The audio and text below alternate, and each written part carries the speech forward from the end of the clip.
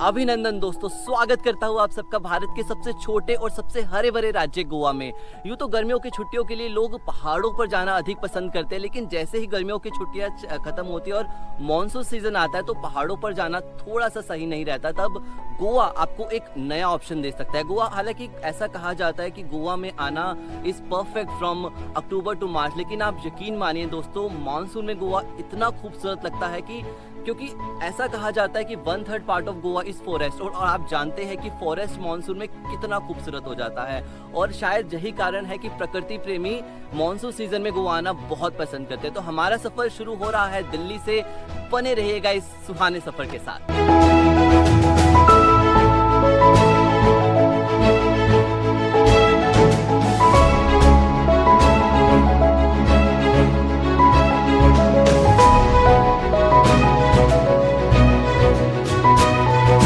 Finally एक new सफर की शुरुआत न्यू दिल्ली रेलवे स्टेशन से गोवा रेलवे स्टेशन तक। स्वागत है दोस्तों इस लंबी दिखने वाली छोटी सी ट्रेन जर्नी में। गोवा संपर्क क्रांति जो दिल्ली से राजस्थान, गुजरात और महाराष्ट्र होती हुई हमें पहुंचाएगी गोवा तक। हम यात्रा करने वाले हैं स्लीपर क्लास में, जिसका किराया हमें मात्र 800 रुपये देना पड़ा, वो भी लगभग 2000 किलोमीटर डिस्टेंस कवर करने का। अब इससे किफ़ायती सौदा और कहाँ होगा। शुरू में आप लगभग 30 घंटे की जर्नी का सोचकर ही घबरा जाते हैं, लेकिन जैसे ही आप ट्रेन में बैठकर बाहर के नज़ारों का लुत्फ लेने लगते हैं, मानो आप किसी और ही दुनिया में पहुंच जाते हैं।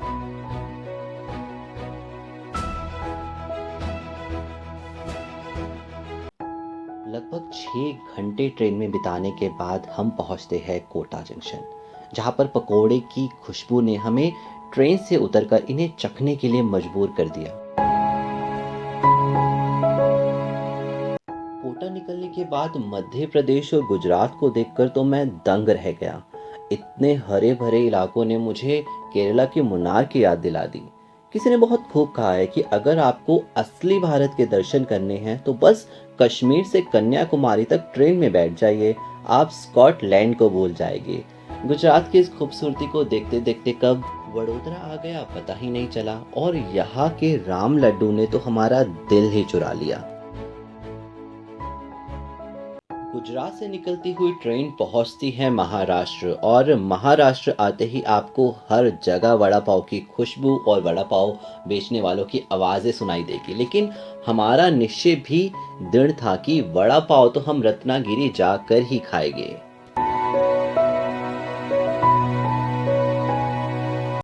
चाय की चुस्कियां लेते लेते कब सूर्यास्त हो गया पता ही नहीं चला। रात का अंधेरा हो चुका था और मुंबई का पनवल स्टेशन आ चुका था।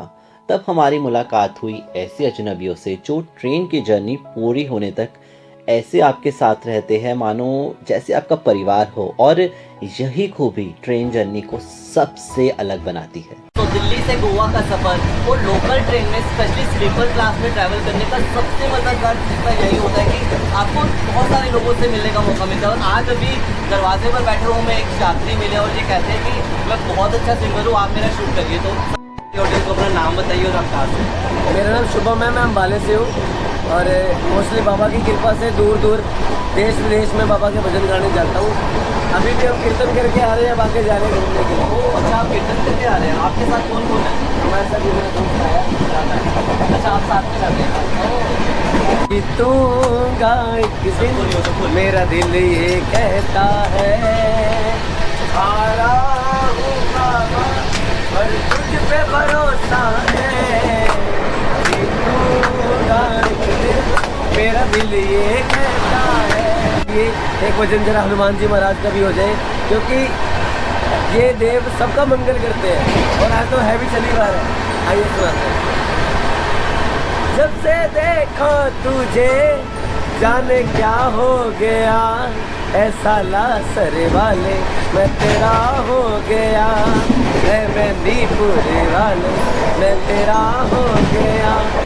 दोस्तों, हालांकि हमारा ट्रेन में शूट करने का कोई भी इरादा नहीं था, लेकिन जब आप इतने प्यारे प्यारे लोगों से मिलते हैं ना, तो इनसे बात करते बिना दिल रहा नहीं जाता, और आपसे मिलाए बिना दिल रहा नहीं जाता। तो thank you so much sir, आपके ऊपर भी कृपा हुई है, हम पर भी बहुत कृपा हुई है, और हमें जल्दी बालाजी के दर्शन हो।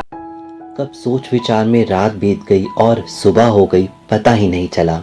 और सुबह होते ही रत्नागिरी की खूबसूरती हमारी आंखों के सामने थी।